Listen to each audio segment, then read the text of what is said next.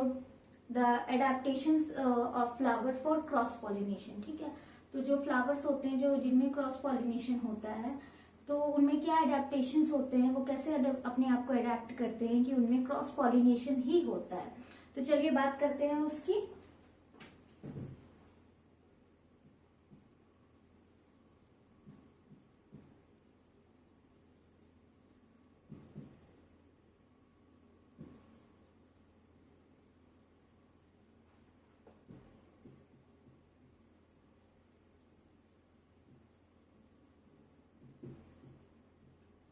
Adaptations for cross pollination.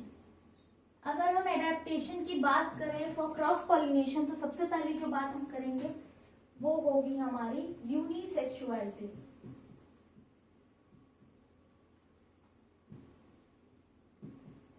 या हम इसको बोलते हैं डाइक्लिनी। डाइक्लिनी, यूनिसेक्सुअलिटी या डाइक्लिनी।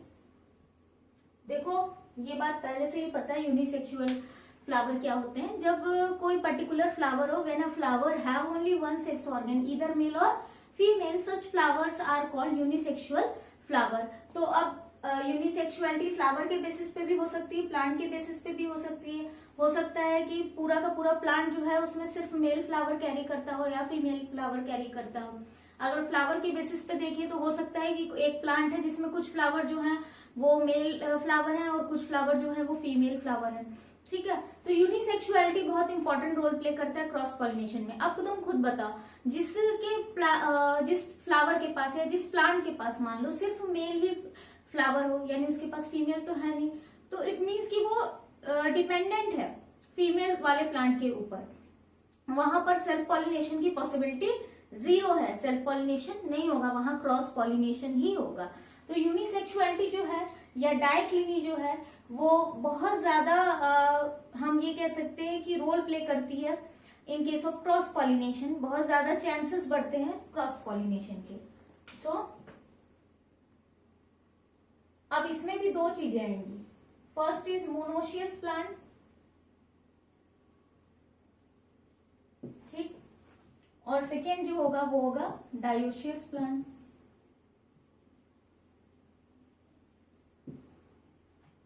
मोनोशियस प्लांट क्या होते हैं?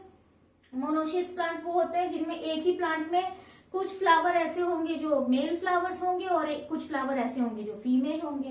तो लिख लो इसको, वैसे मैं बता चुकी हूं। Then male and female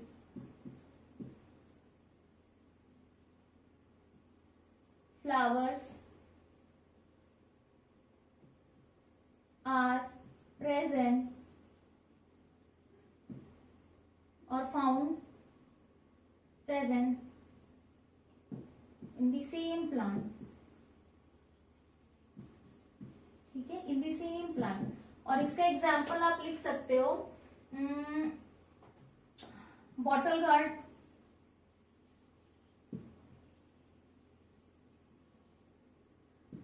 cucumber,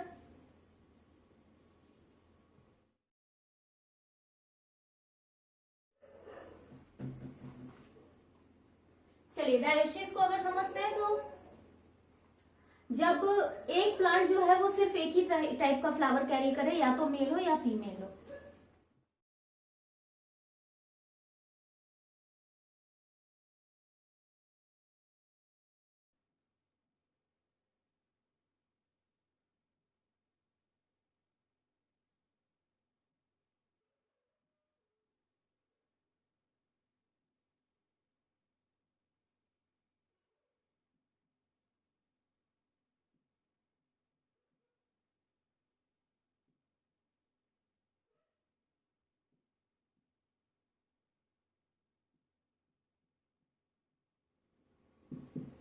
ठीक है, when male and female flowers are found on different plants of the same species। इसके एग्जाम्पल अगर लिख लेते हैं तो पपाया,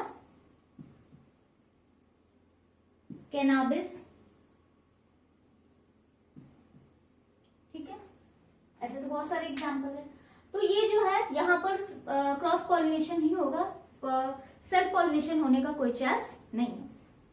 नेक्स्ट बात करते हैं सेकेंड, और क्या एडेप्टेशंस देखने को मिलते हैं।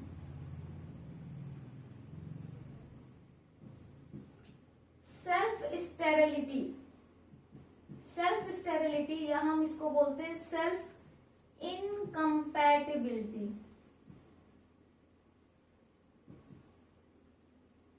Self incompatibility, self sterility. Sterility का मतलब होता है कि आपको पता है फर्टाइल मतलब कि जो रिप्रोड्यूस कर सके, स्टेरिलाइल मतलब होता है जो रिप्रोड्यूस नहीं कर सकते हैं, ठीक है। तो सेल्फ स्टेरिलिटी यानी कि जब कोई बाइसेक्सुअल फ्लावर, कहां पर होगा ये, बाइसेक्सुअल फ्लावर में,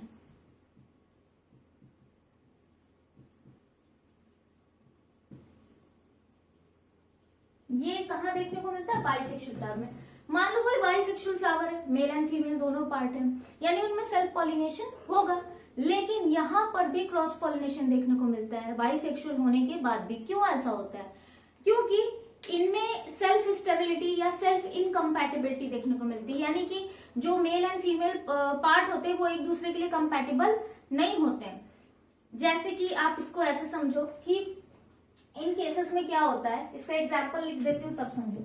जैसे कि आपको देखने को मिलता है पैसिफ्लोरा में, some species of potato also, and malva में देखने को मिलेगा, और कहाँ देखने को मिलेगा, टोबैको में देखने को मिलेगा। आई थिंक इतना एग्जाम्पल काफी है, ठीक है। इन प्लांट्स में आपको सेल्फ स्टेबिलिटी या सेल्फ इनकम्पैटिबिलिटी देखने को मिलती है। होता क्या है कि जो उसी प्लांट का जो, यानी कि उसी फ्लावर का जो पॉलन है, जब वो स्टिग्मा पे जाता है तो वो जर्मिनेट नहीं होता, यानी कि वो कंपैटिबल नहीं होता उससे। लेकिन वही पॉलन जब उसी स्पीसीज के किसी दूसरे प्लांट के फ्लावर पे जाएगा, मान लो कि ये पोटैटो का एक प्लांट है, बाइसेक्सुअल फ्लावर है, उसका पॉलन उसी फ्लावर के स्टिग्मा पे जाता है तो वो जर्मिनेट नहीं होगा।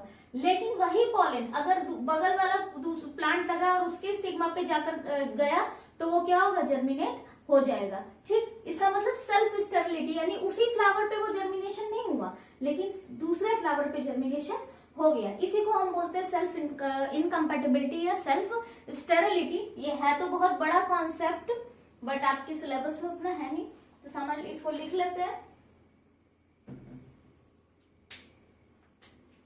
When pollen transfer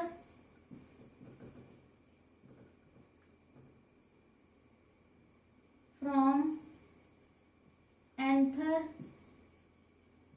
to the stigma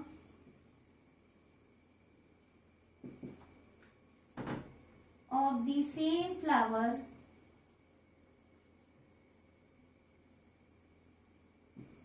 it does not germinate,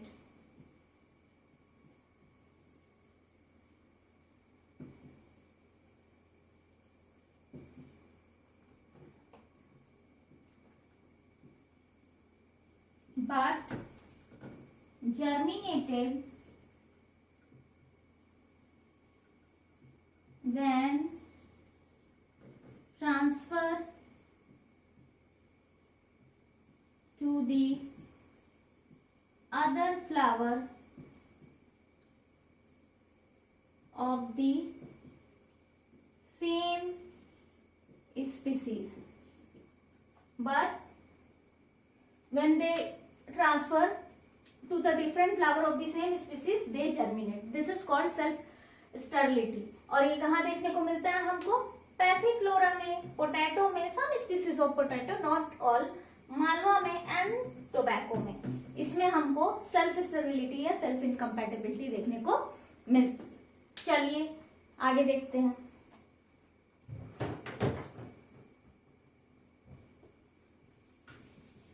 third क्या होगा हमारा, सेल्फ पॉइजनिंग।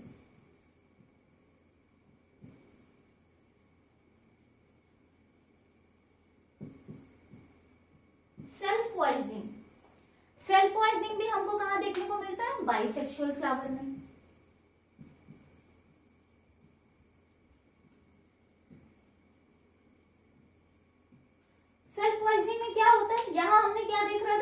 पॉलन जर्मिनेट नहीं हो रहा है या कंपेटेबिलिटी नहीं बैठ रही है, ये जेनेटिक इश्यूज भी होते हैं, बट आगे पढ़ोगे।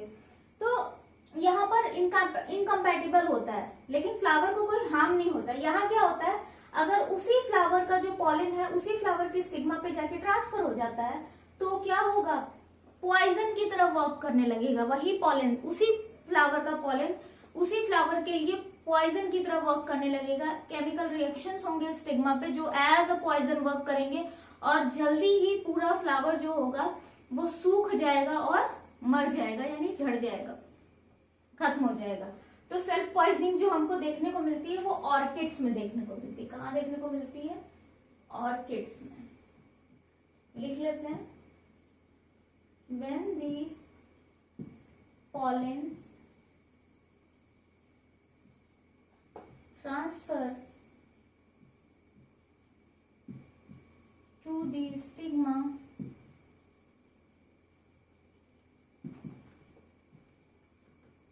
of the same flower,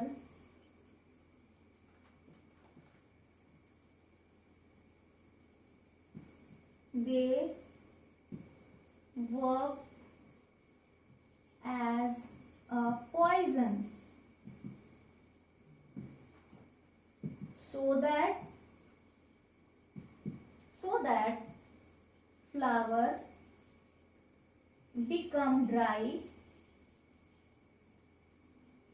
and died, dry हो जाएगा और सूख कर मर जाएगा।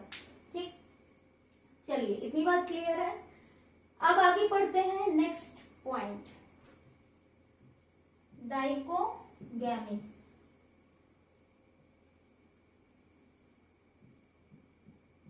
देखो डाइकोगैमी भी जो हमको देखने को मिलती है वो बाइसेक्सुअल फ्लावर में देखने को मिलती है।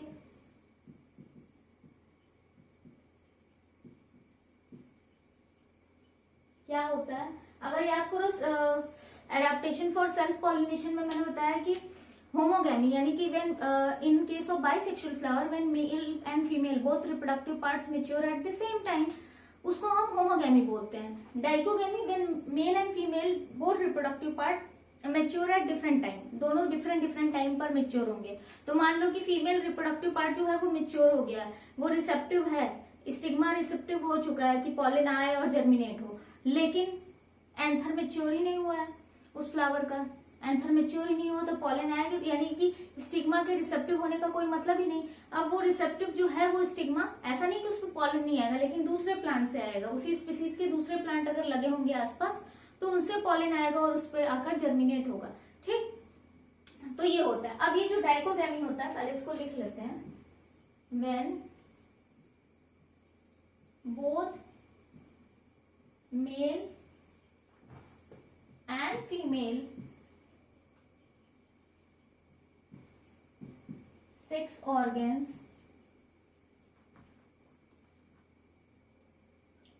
matures at different time,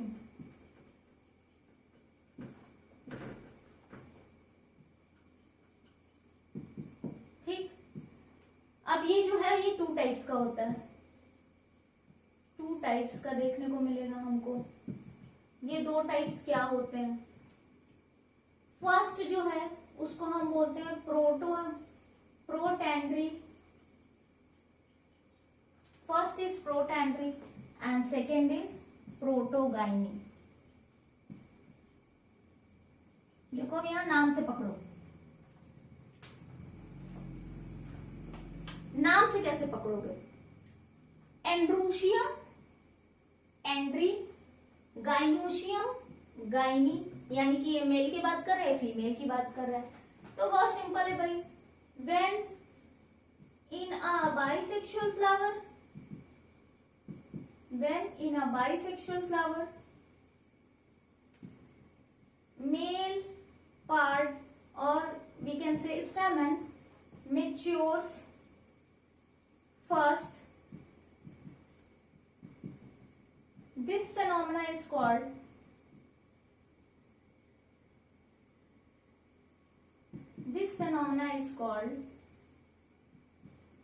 protandry flowers are called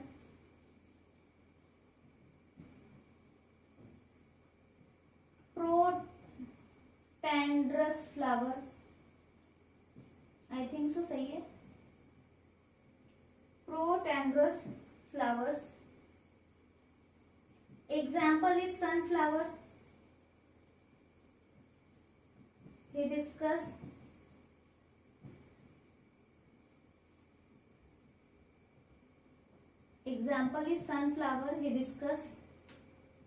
and so on. सो ये है भाई हमारी प्रोटैंडी की बात. जब मेल पार्ट पहले जो होगा वो मेच्योर हो जाएगा और फीमेल रिसेप्टिव नहीं रहेगी, तो मेल पार्ट का जो पॉलिन है वो किसी दूसरे फ्लावर पे जाकर पॉलिन जो है वो जर्मिनेट होगा, तो यानी क्रॉस पॉलिनेशन होगा. बाइसेक्सुअल फ्लावर होने के बाद भी क्रॉस पॉलिनेशन होगा. जस्ट अपोजिट यहाँ पर. ठीक. When in a bisexual flower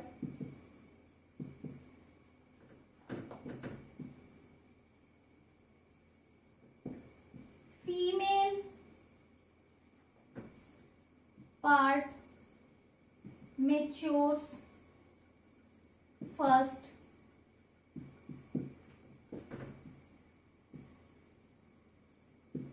this phenomena is called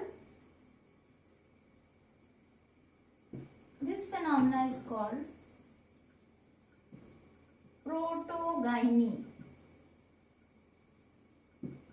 and such flowers are called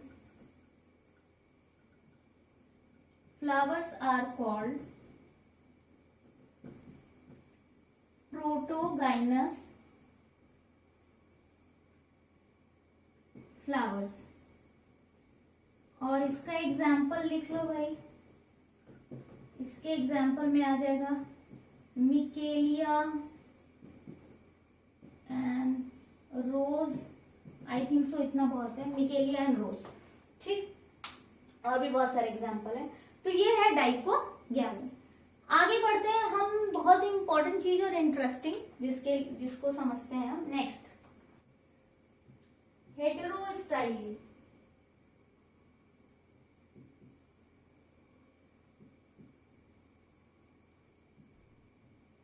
देखो हेटेरोस्टाइली क्या है. Heterostyly is a type of heteromorphism. Heteromorphism क्या है कि जब एक ही प्लांट में डिफरेंट तरह के मॉर्फोलॉजिकली डिसिमिलर फ्लावर पाए जाते हैं. अभी हेटेरोमॉर्फिज्म का मतलब सिंपल यही होता है कि जब एक ही स्ट्रक्चर जो है वो मॉर्फोलॉजिकली डिफरेंट हो एक ही इंडिविजुअल में. जब एक ही प्लांट में डिफरेंट तरह के लीव्स पाए जाए, हेटेरोमॉर्फिज्म.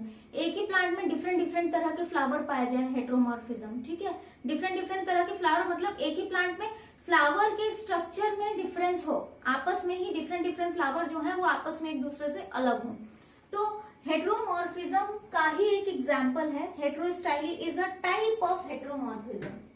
क्या is a type of heteromorphism. क्या होता है अब हेटेरोस्टाइली यानी स्टाइली. जब स्टाइल्स जो है वो डिफरेंट.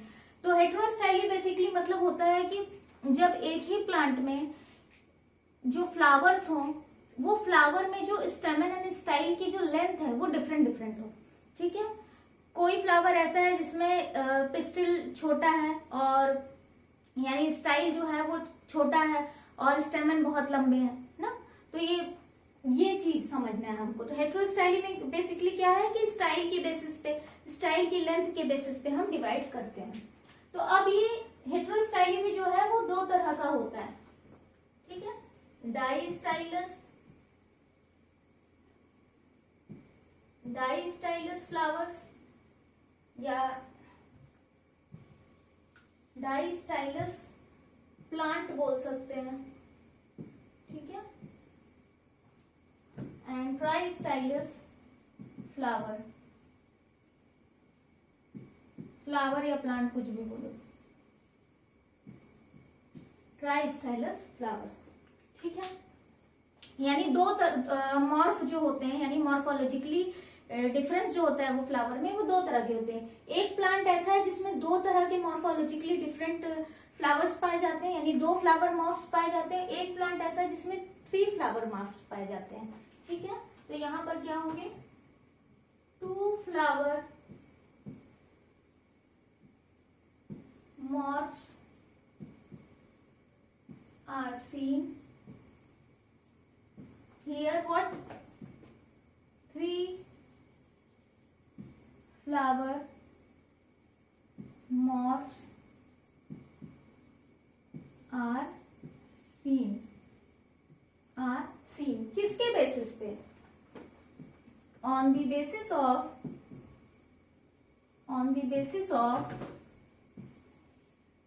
length of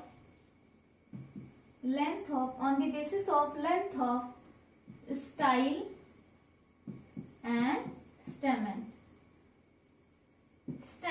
और स्टाइल की लेंथ के बेसिस पे। सेम बेसिस इधर भी होगा, लिख लेना खुद भी। ठीक, तो सबसे पहले हम डाइस्टाइलस प्लांट को समझते हैं। डाइस्टाइलस प्लांट का हम एग्जाम्पल लिखते हैं। तो डाइस्टाइली हमको कहाँ देखने को मिलती है? एग्जाम्पल लिख लो भाई। ये हमको देखने को मिलता है इवनिंग प्रिमरोज में।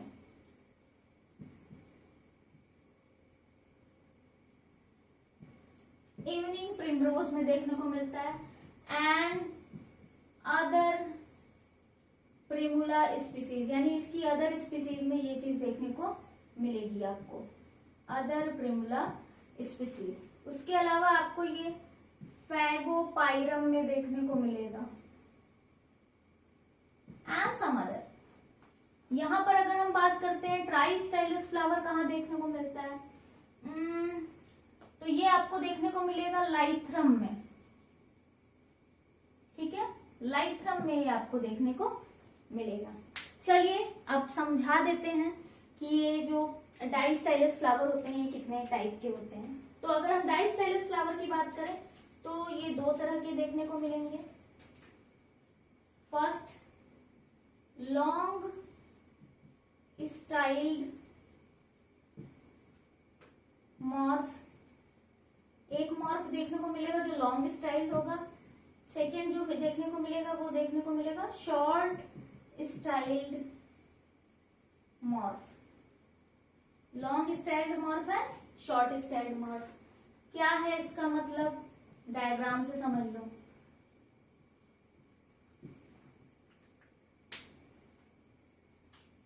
मान लो लॉन्ग स्टाइल, यानी स्टाइल की साइज क्या होगी? लॉन्ग ही। ये देखो भाई, ठीक है, तो स्टाइल जो होगा वो लॉन्ग होगा। इसका मतलब स्टेमन जो होगा वो क्या होगा? शॉर्ट होगा। तो स्टेमन बना लेते हैं। स्टेमन क्या है? शॉर्ट है। लॉन्ग स्टाइल मॉर्फ का मतलब स्टाइल जो होगा वो लॉन्ग होगा, लेकिन स्टेमन जो होगा वो शॉर्ट होगा। अब खुद बताओ, क्या यहाँ पॉसिबिलिटी है कि पॉलन जो है वो जाकर सेल्फ पॉलिनेशन हो पाए? कैसे होगा? बाइसेक्सुअल होने के बाद भी। अगेन हेटेरोस्टाइली जो है वो बाइसेक्सुअल फ्लावर में होगा, तो बाइसेक्सुअल की पॉसिबिलिटी है, एंथर बर्स्ट होगा, लेकिन कहाँ जाएगा? इतना भी तेज बर्स्ट नहीं हो रहा है कि इतनी ऊपर स्टाइल तक पहुंच सके। ठीक है, तो यहाँ पर क्या होगा? क्रॉस पॉलिनेशन होगा। इसी साइज के, इस साइज का, यानी जहां पर शॉर्ट स्टाइल, यानी जो लॉन्ग स्टाइल वाले स्टेमन है वो शॉर्ट स्टाइल वाले जो होते हैं फ्लावर, उनसे पर जाकर जर्मिनेट होंगे, उनके स्टाइल पर। चलो समझ लो, देखो क्या है? Short style morph. अब यहाँ देखो स्टाइल जो है वो कैसा देखने को मिल रहा है? शॉर्ट, यानी इसकी साइज शॉर्ट है, और स्टेमन जो है वो लॉन्ग है। तो ये बड़ा इजी है याद करना, बहुत मुश्किल नहीं होगी आई थिंक सो याद करने में। अब बात करते हैं ट्राइस्टाइलस फ्लावर में। ट्राइस्टाइलस फ्लावर में क्या क्या देखने को मिलता है? 3 मॉर्फ देखने को मिलेंगे। लॉन्ग स्टाइल्ड मॉर्फ, इसको नीचे लिखते हैं, long styled morph,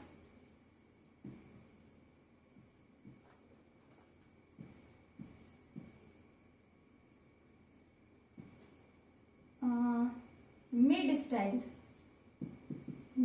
styled morph, and third is short styled morph. ठीक, ट्राई स्टाइली में एक और चीज हमको देखने को मिलती है, वो क्या देखने को मिलती है, यहाँ पर हमको जो मॉर्फ देखने को मिलेंगे वहां पर दो तरह के स्टेमन देखने को मिलेंगे। सिंगल फ्लावर में दो तरह के स्टेमन देखने को मिलेंगे, ठीक है। So 2 types of stamen are seen in a flower.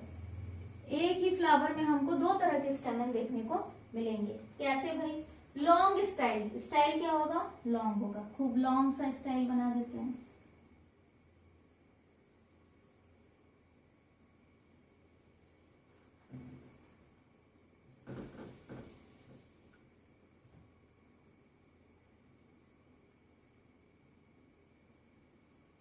मान लो ये लॉन्ग सा स्टाइल है।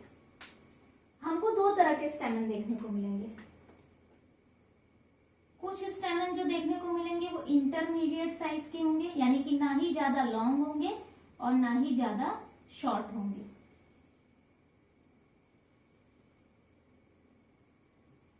ना ही ज्यादा लॉन्ग होंगे, ना ही ज्यादा शॉर्ट होंगे।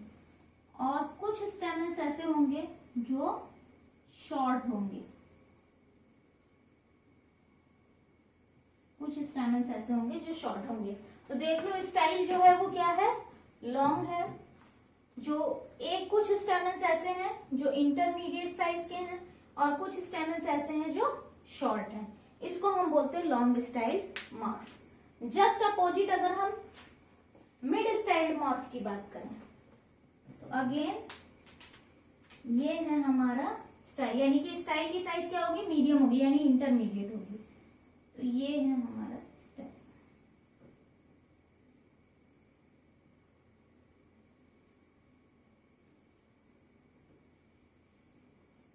ठीक, मीडियम साइज की हमारी स्टाइल हो गई। जब स्टाइल इंटरमीडिएट होगी तो स्टेमन क्या होंगे? Long and short. तो कुछ स्टेमन जो होंगे वो होंगे लॉन्ग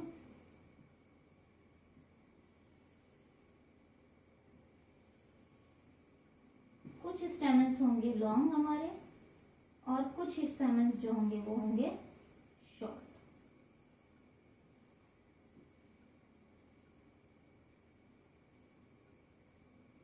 कुछ स्टेमन्स जो होंगे वो शॉर्ट होंगे।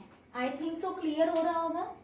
ठीक, तो स्टाइल जो है वो इंटरमीडिएट है, कुछ स्टेमन लॉन्ग है और कुछ स्टेमन शॉर्ट है। थर्ड क्या बोलता है? शॉर्ट स्टाइल्ड मॉर्फ, यानी कि स्टाइल जो होंगे वो क्या होंगे? बहुत शॉर्ट होंगे, छोटे साइज के होंगे।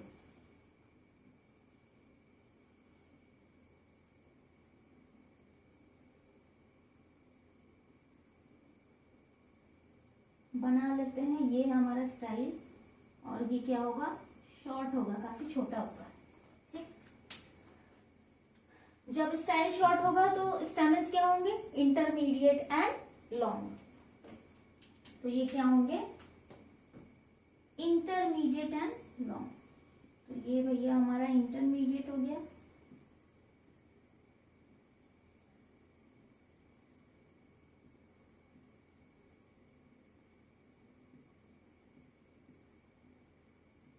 ये हो गया इंटरमीडिएट और ये हो गया लॉन्ग।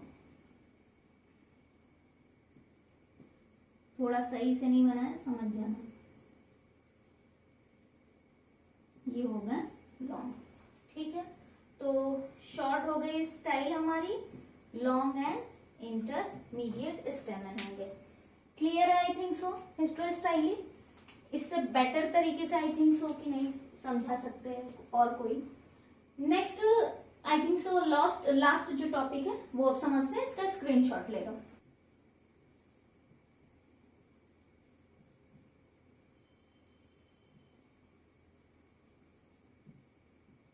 हर्कोगैमी क्या क्या होता है? हार्कोगैमी भी बाइसेक्सुअल फ्लावर में देखने को मिलता है। कहाँ देखने को मिलता है? बाइसेक्सुअल फ्लावर में।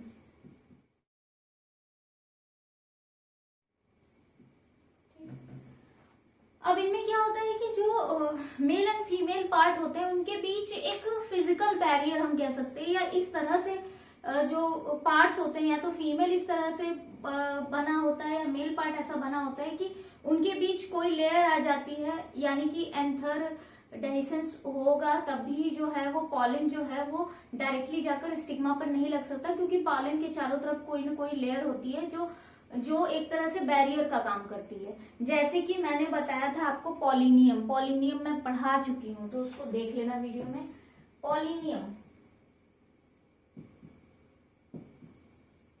पॉलिनियम के केस में ऐसा देखने को मिलता है। कहाँ देखने को मिलता है? कैलोट्रॉपीज में।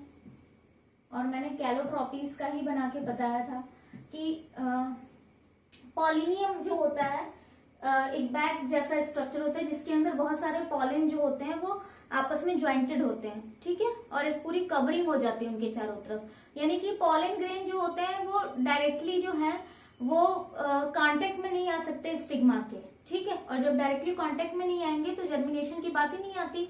तो यहाँ पर हार्कोगैमी में क्या देखने को मिलता है कि एक तरह से फिजिकल बैरियर देखने को मिलता है, ठीक है। सो ये और कहाँ देखने को मिलता है? ऑर्किड्स में, आई थिंक सो। हाँ, ऑर्किड्स में भी आपको पॉलिनियम देखने को मिलेगा।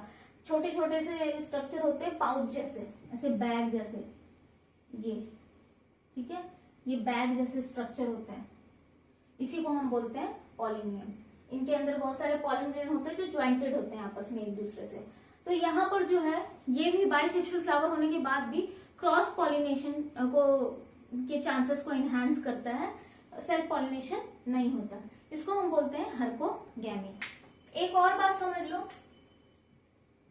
अगर हम एक बात करते हैं, एक प्लांट है अल्फा अल्फा, ठीक है, एक प्लांट है अल्फा अल्फा। इस प्लांट में क्या होता है? Again bisexual. इस प्लांट में क्या होता है? इसका जो स्टिग्मा होता है ना, उस पे वैक्स की कवरिंग होती है, ठीक है। Stigma is covered by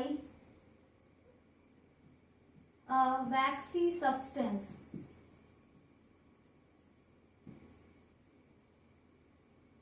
which